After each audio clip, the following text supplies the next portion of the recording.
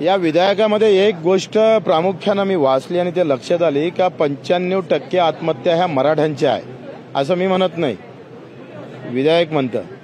आणि विधेयकाच्या या संशोधनानंतर आखरी आमचं म्हणणं नेहमी बरोबर होतं का आरक्षणामुळे कुटुंब सुखी होऊ शकते, शेतकऱ्याच्या प्रश्नामुळे अख्खं गाव आणि देश सुखी होऊ शकते। अजूनही राज्यकर्त्याच्या लक्षात आलं नाही आणि ते लक्षात नाही आलं याचं दुःख आहे।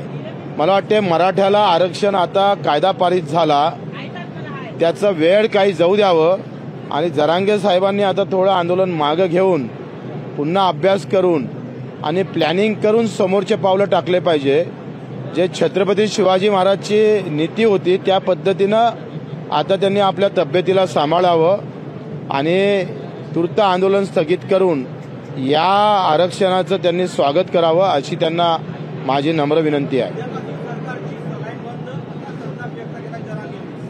नाही, मला असं वाटतं का सगळे सोयरेची जी अधिसूचना आपण काढली होती तर त्यामध्ये 6 लाख आक्षेप आलेले आहेत। ते तपासायला नाही म्हटलं तर 15-20 दिवस लागेल आणि ते आक्षेप क्लिअर केल्यानंतर अधिसूचना मान्य होईल आणि ते लागू होणार। याला पण काही काळ द्यावंच लागतं आहे आणि मग त्यांनी सर्व विचार करून 2 पावलं मागं घेऊन पुन्हा लढता येतं। आंदोलन आज थांबवलं म्हणजे उद्या लढता येत नाही असे काही पाबंदी कोणावर नाही आहे। म्हणून माझा एक त्यांचं सवंगडी म्हणून मला विनंती आहे की त्यांनी तब्येतीला जपून सध्या आपला उपोषण थांबवावं अशी त्यांना नम्र विनंती करतो। कारण मराठ्याला आरक्षण जर भेटलं तर ओबीसी आणि मराठा असा वाद आहे तो या राज्यातून थोडा शांत होईल आणि राज्य पुन्हा जातीय तणावातून बाहेर निघेल। ते पण फार महत्त्वाचं आहे।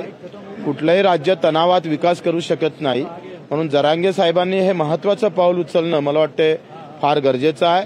चिंतन मंथन करावं, 10 अधिक लोकांची चर्चा करावी, चर्चा केल्यानंतर पुन्हा त्यामध्ये 2-3 महिने जर वाट पाहून जर समाधान होत नसेल तर आंदोलन करायला मोकळं आहे। बरेचदा छत्रपतीनं तह करून पुन्हा ठोकलाय शत्रूले आणि मग तह हा जो आता निर्णय आहे हे थांबून पुन्हा आंदोलन करता येईल ना।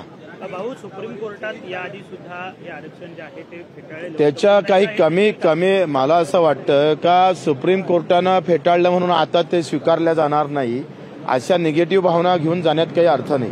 हे विरोधक म्हणून बोलत असेल तर हा भाग अलग आहे, परंतु आता जी तयारी सरकारनं केली, शिंदे साहेबांनं केली ती अतिशय मजबूत केलेली आहे आणि एकनाथजी शिंदेनं छत्रपती शिवरायांची शपथ घेतलेली आहे। त्याच्यानं त्यांना ते शपथ पूर्णच करावं लागेल, नाहीतर एकनाथ शिंदे साहेबांची ओळख मिटून जाणार, लक्षात घ्या। आणि मग हा सगळा विचार घेऊनच हा जो विधेयक आणला आहे या सगळ्या गोष्टीचा विचार करूनच विधेयक आलेला आहे। भाऊ, मागच्या आरक्षणाबाबतची क्युरेटिव्ह पिटिशन जे आहे ते सुप्रीम कोर्टात आहे आणि दुसरीकडे हे आरक्षण दिलेलं आहे।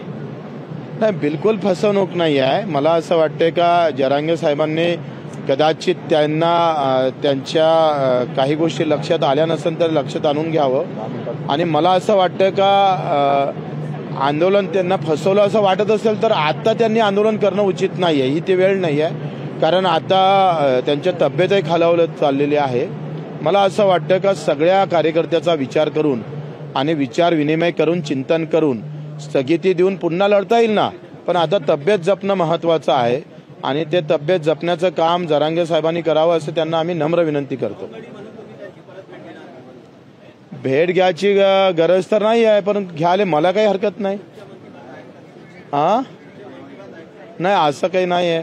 कसं आहे, वेळ काळ सगळ्या गोष्टी जेव्हा जुळतं ना तेव्हा पाऊस येत असतं, असं मधातच नाही, ते गारपीट असते, ते नुकसानकारक असतं।